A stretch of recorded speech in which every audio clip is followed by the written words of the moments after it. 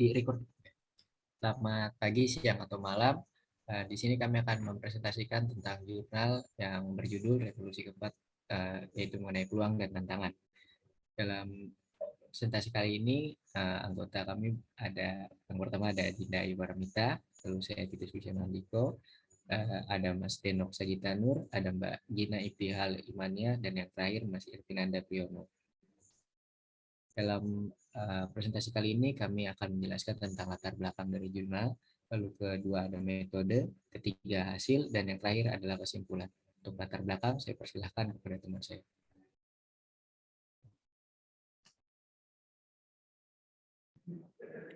Latar belakang.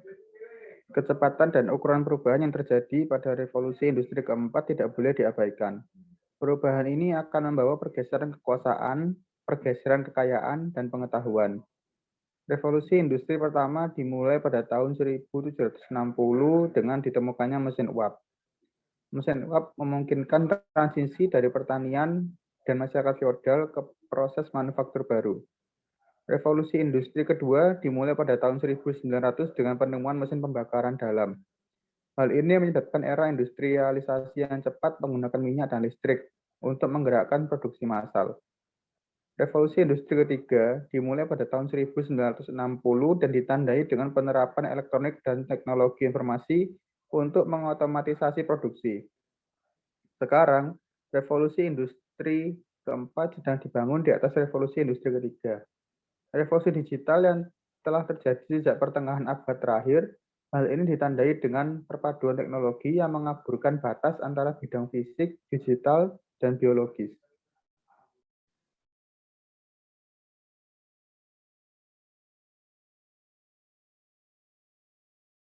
Kedua adalah metode. Dalam jurnal penelitian yang berjudul The Fourth Industrial Revolution, Opportunities and Challenges, metode yang digunakan adalah metode pengembangan. Dengan mengumpulkan informasi dari berbagai sumber yang berkaitan dengan perkembangan revolusi industri, kemudian dijabarkan dan diperjelas oleh para peneliti.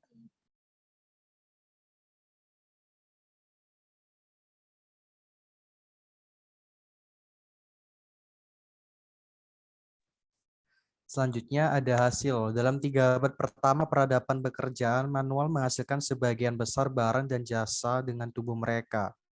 Tetapi dalam 2 abad terakhir, pekerja pengetahuan menghasilkan sebagian besar barang dan jasa dengan pikiran mereka. Pekerja pengetahuan adalah penghubung ke investasi perusahaan lainnya. Mereka memberikan fokus, kreativitas, dan pengaruh dalam menggunakan investasi tersebut untuk mencapai tujuan organisasi secara lebih efisien. Dengan kata lain, pengetahuan merupakan bagian integral dari manajemen total dan melintasi batas-batas fungsional. Aset utama dan pendorong utama era industri adalah mesin dan modal. Orang-orang diperlukan tetapi dapat digantikan. Gaya manajemen industri sama sekali tidak bekerja dalam ekonomi baru. Manajemen berfokus pada memotivasi karyawan untuk melakukan kerja fisik yang diperlukan untuk menghasilkan produk dan layanan.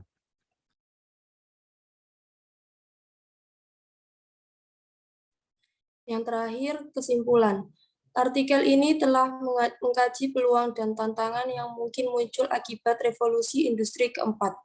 Karena revolusi industri telah berpindah dari mekanisasi produksi pada revolusi industri pertama ke produksi massal pada revolusi kedua, dan kemudian ke otomatisasi produksi pada revolusi ketiga. Standar hidup bagi kebanyakan orang di seluruh dunia telah meningkat pesat. Tidak diragukan lagi kemampuan kemajuan teknologi yang muncul dari revolusi industri terbaru memiliki potensi untuk membuat perbaikan yang lebih besar dan lebih besar pada setiap aspek kehidupan kita berubah daripada 3 revolusi industri pertama yang digabungkan. Oke, sekian presentasi dari kami. Jika ada salah kata atau perbuatan, kami mohon maaf. Terima kasih atas perhatiannya.